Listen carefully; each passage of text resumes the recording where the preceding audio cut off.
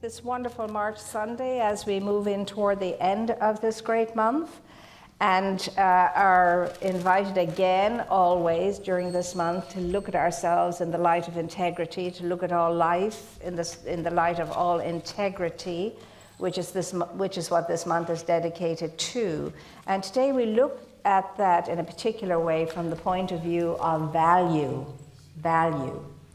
And so, of course, integrity, as we all know by now, and certainly it's fun to go to the dictionary and see what the dictionary has to say, but it reminds us that integrity is about wholeness, it's about completeness, it's about blamelessness. That's what it's about. And value, of course, has to do with merit, has to do with worth. And value and integrity, of course, is linked with ethics and morality. And ethics is simply, the rule of thumb when it comes to right conduct in ourselves and in community, which is all of life and all of living. And of course, ethics are more universal in their reach, whereas morality is more local, more individualized. We all are called to be ethical wherever we are. Morality seems to change in cultures and so on. I mean, what's a moral thing in one culture may not be in another culture and so on. But you and I are called as truth students and as individuals committed to our spiritual unfolding to always, always endeavor to be in integrity and to think from wholeness and speak from wholeness and act from wholeness and be in wholeness and completeness and blamelessness all of the time. And it's a tall order, yes it is. And of course, we're all endeavoring at the same time to wake up at varying degrees, and we're all wakening up at different times in varying degrees. And so because of that, it looks like some of us are better than others, but we're not. We're just not. We're not better than others. We're all of the same substance, all of the same stuff. All of us have exactly the same amount of goodness and every good other thing you can think of. It's just that some of us are more awake and aware than others are. But that doesn't make anybody less than you or greater than you, less than me or greater than me. We are all spirit in form, endeavoring to remember, recover, and discover again our original state of being. So we walk the walk of integrity, and it's easier for us to do that in community. It's easier for us to do that in a spiritual community, because a spiritual community is here to support each other and to raise each other up and to provide a safe environment and a warm and welcoming environment so that all can know there's always a place they can go and feel at home and be received, be seen, be heard, and feel welcomed. And that's what any spiritual community is called into being for. That's the main purpose. So I think as we're looking at integrity, and I was sharing this morning, as a community, we've got to ask ourselves, who are we? What are we? And it's never about what are we doing? What are we doing? That comes after we've asked ourselves, who are we while we're with each other? How do we show up for and with each other? Who are we? How are we supposed to be? Is it different to being with other groups and so on? And I think that the answer is yes, it is different insofar as that we can accept that and believe that each and every one of us is here because truly we know there's more to ourselves than meets the eye. We know that we are indeed greater than all of our goings on, all of our thoughts and feelings and accomplishments and failures and everything else. We're more than that, and we want to get to the root of it. We want to get to the root of it. So we come together to help each other, to do that together, to do the work together, to unfold what is within us. And see, in spite of all of our nonsense and separation and division, within each and every one of us, absolutely in a pristine state, in smiling, waiting, absolutely, completely love-filled repose is the source of our being, is the truth and the essence of our being, just awaiting our recognition of it. So you and I are always, always endeavoring to be in the first two steps of what we call prayerfulness: recognition and identification. And if we get those two things really assimilated, that's all we need, are the two steps, which is one thing happening, converging energies together, so that you and I can self-actualize and self-realize. Now, you and I wouldn't be called to self-actualization or realization if it was not possible. That would be a stupid thing on any being's part to expect us to do what we cannot do. So, we can do this. And the question is, how are we going about it? And are we on board with it? The challenge is to walk the road of life together along the path of divine love in integrity. Now, of course, the answer to being in integrity is always love, because love will always be the leading light in our lives as far as anything that's good and whole and wholesome and complete is. It's always love. But do we give ourselves the opportunity to contemplate that sufficiently so that we really, really get it and not forget it so quickly? Not forget it so quickly. We can wake up for a moment here and wake up for a moment there. But if we're not sustaining the endeavor to understand and get on the inside of the experience of love, because you and I can read it and we can speak about it eloquently, but being it is so very different to all of that. And reading about it and studying about it and writing about it is not enough. I must become it. And I don't have to become it actually, because I already am it. What I have to do is reveal it. I have to reveal it. So I have to do what it takes for it to be revealed.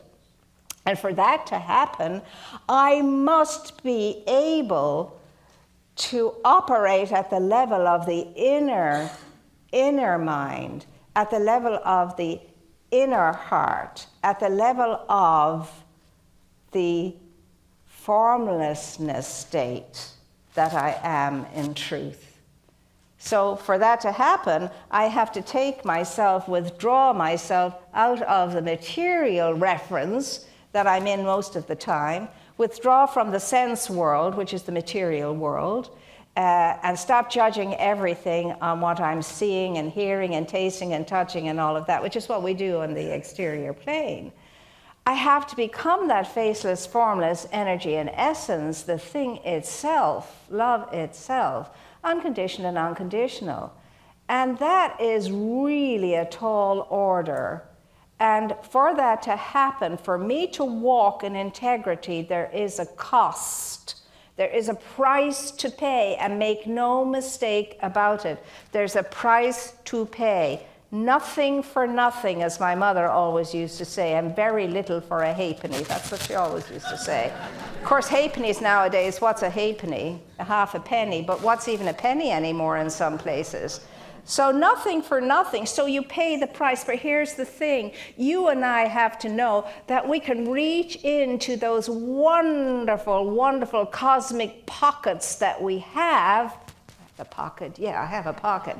And know that those cosmic pockets are full of all the wherewithal that we need to pay the price, with. We have the wherewithal, we can do this. But the problem is you and I are pinchy about paying the price. We really are mean when it comes to paying the price. We don't want to pay the price. We don't even want to pay the price on the outer world, never mind the inner world. Some of us, that is. Some of us. Not all of us, but some of us. Two groups I belonged to when I was in corporate America for 5 minutes. For 5 minutes I was in corporate America. Go out to lunch of a day with one group, and you'd get back to the office and you think, well, that wasn't fair, was it? Because some people all of a sudden had to leave in a hurry, they had to get back for a meeting, so on. They didn't put in their tip and they didn't put in their tax. So that meant the rest of us had to pay it. The other group I went out with, everybody's fighting to pay for everything. No measure in either. No measure in either. So we have to find the balance in there. But that's how we seem to be.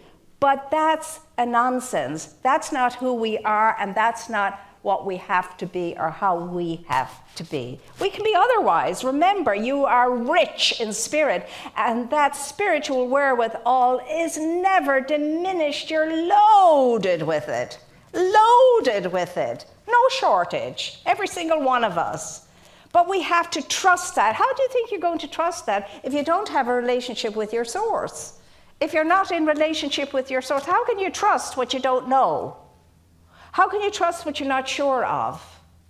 It's impossible.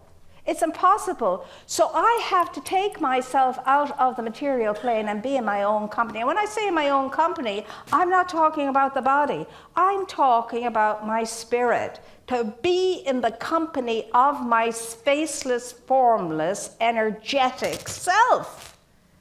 And I'm telling you, the whole thing changes when you and I can accomplish that.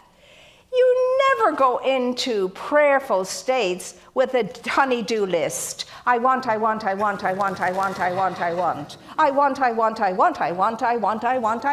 by the way, I also want. I want.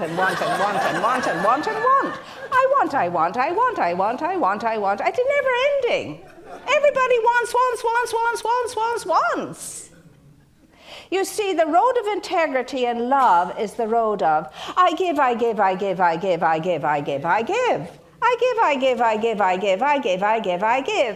the more I give, the more I have to give. That's the way it works. What is it we're not getting?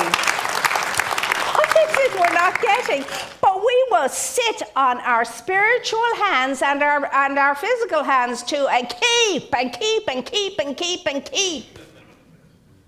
mean, what is that?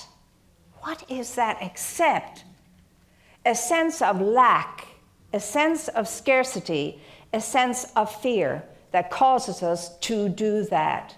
Scarcity, lack, and fear. So what happens is when you and I don't have a deep, strong, bonding relationship with our source, we remain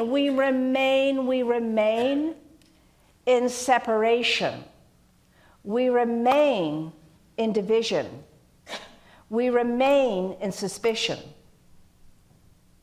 And it is so harmful to our spiritual growth and advancement, and so not helpful in any way to the lives that we are living. We are so much more than even what we think is our best self, humanly speaking.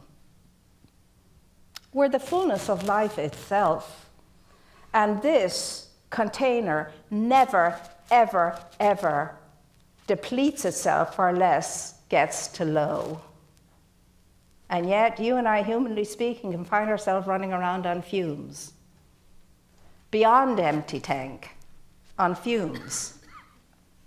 Now that has to stop if you and I are going to be what we're here to be. What we know in our inner minds is the true essence of our being. It's why we show up all the time when we could be out there having a great time down by the beach or whatever. We show up. Because there's something pulls us higher.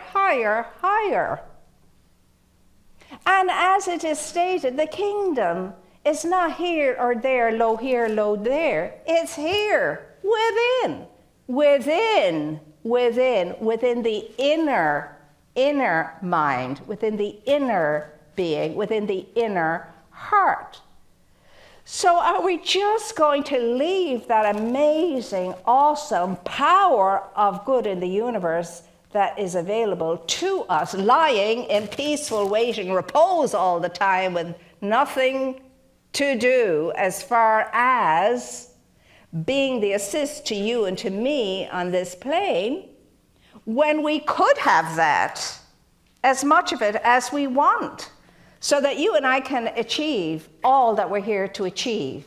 And again, I'll remind us, we signed up for it. We wanted to come here and we wanted to be a very real and present help on this plane as it moves into its next phase, into its next realization of a higher way of being as human beings. We're here to assist that. But is this what we're doing? We have to ask ourselves that. Now, for as long as you and I are going to stay attached to tribalism, as long as you and I are engaged in, and we don't like to hear this, not what we want to hear, as long as we're engaging in negative gossip, as long as we're engaging in competition, as long as we're engaging in, I'm not talking about fun competition when you're playing your board games and everything else, when you're doing it as a game. As a game. Remember, it's a game. It's a game. It's only a game. It's all it is a game. And I can remember playing cards when I was a kid in some families, and they'd kill you for a penny, I can tell you.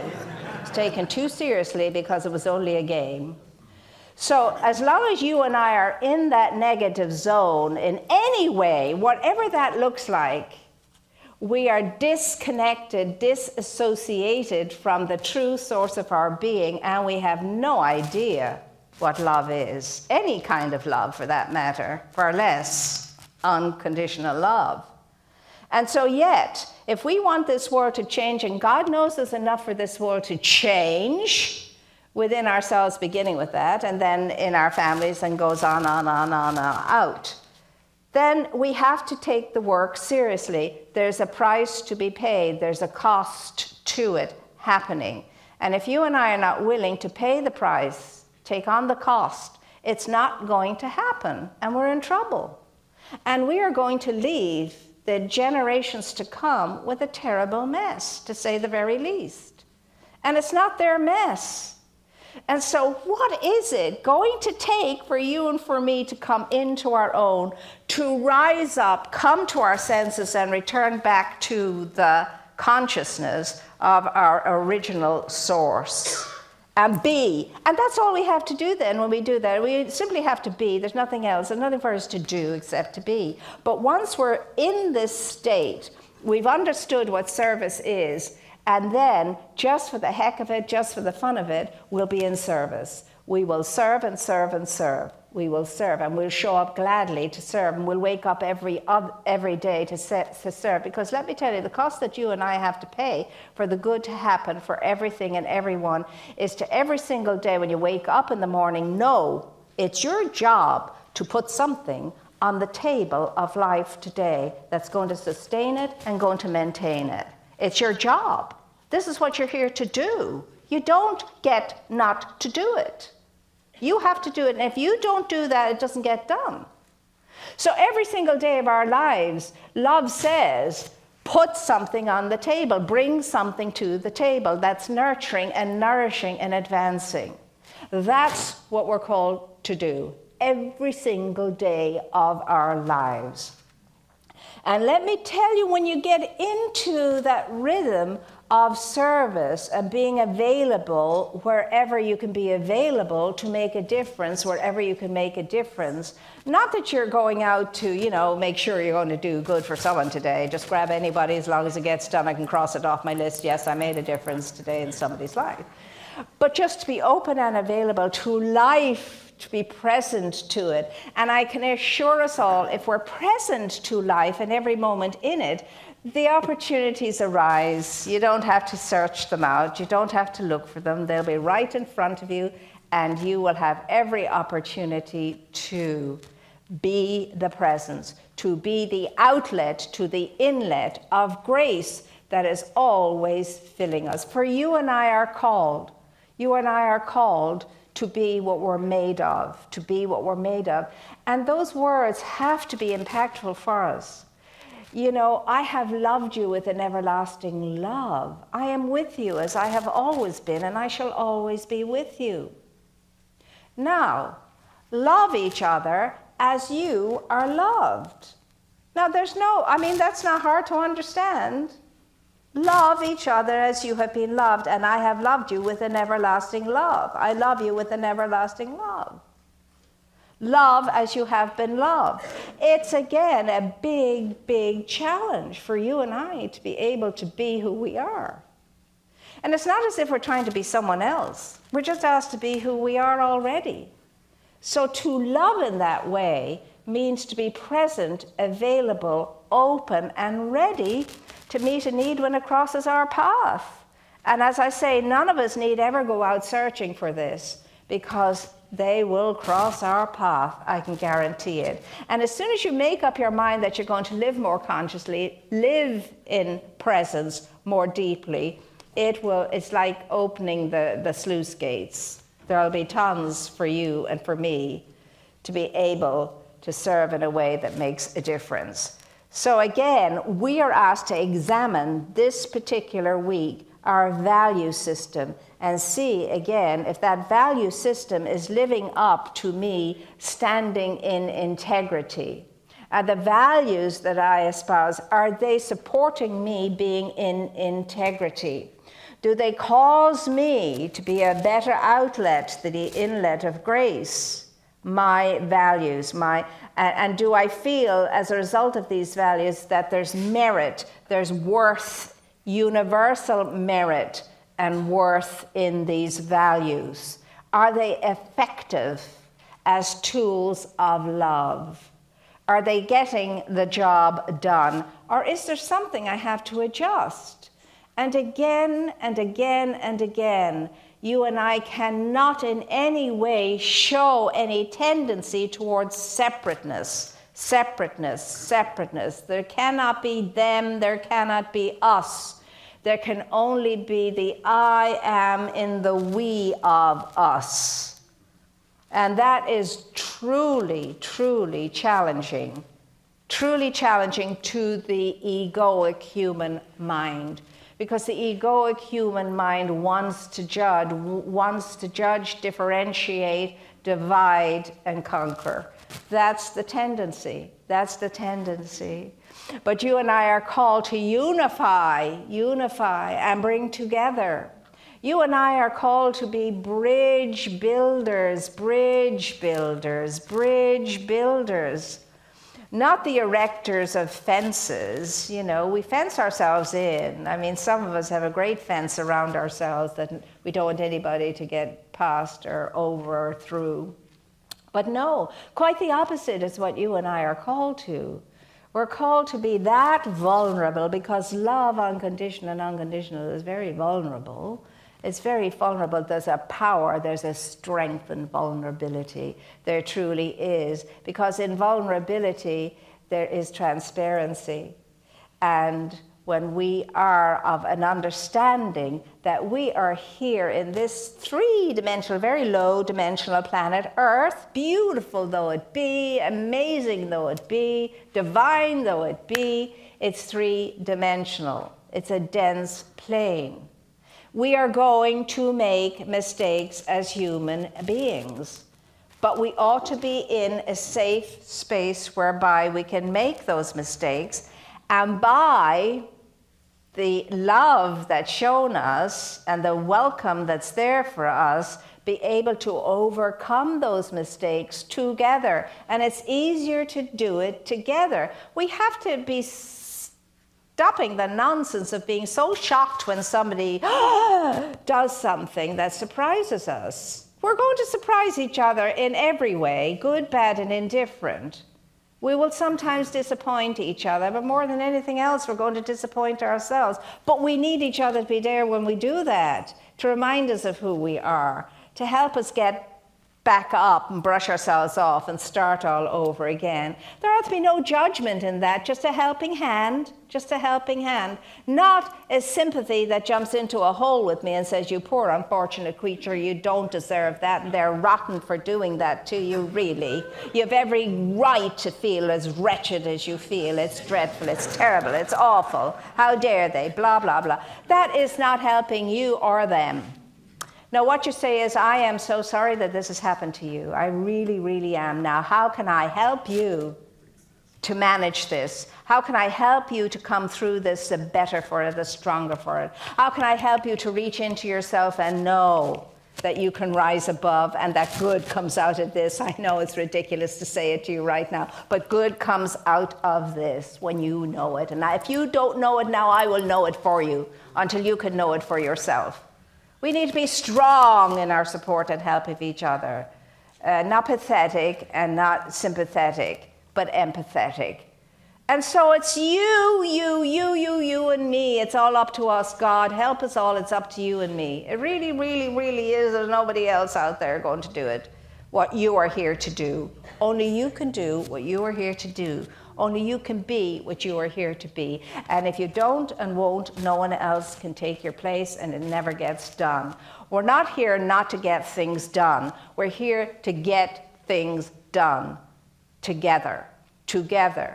So again, I want to ask us the question, who are we when we are in each other's company? Is what I'm hearing inspiring? Is what I'm hearing lifting me up? Is what I'm feeling warming me, comforting me, making me feel good? Is what I'm experiencing in an atmosphere and an energy something that is delightful? Do I go away feeling the better for it and smiling and knowing, gosh, it's great to be part of that community?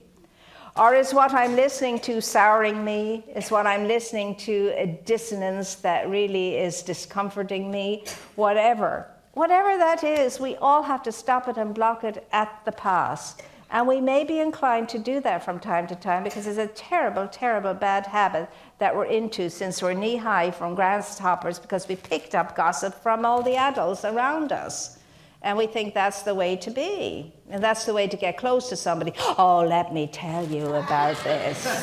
That's how some people think they can get close to somebody. Did you hear about her? Well, let me tell you. I mean, honest to Pete, it's less than 4-year-old behavior. And if this is the way we are right now, we need to just knock it off. Be done with it. It's killing us. It's sickening us. It's separating us. It's keeping us stuck. And there's no movement because there's no breath in it. There's no breath in it. There's no life in it. So let's get together every time we get together and raise each other up and cheer each other up. And then what it is we're going to do will be phenomenal and far-reaching as we do it together. But the doing must come after the being. We're not going to get the doing right until we're being in each other's company right too. And always remember that this is pertaining to you and to you in particular. You in particular. I have loved you and love you with an everlasting love. I am with you always as I have always been. And I'm always going to be with you. Come to me when you are labored, when you are burdened, and know I will refresh you.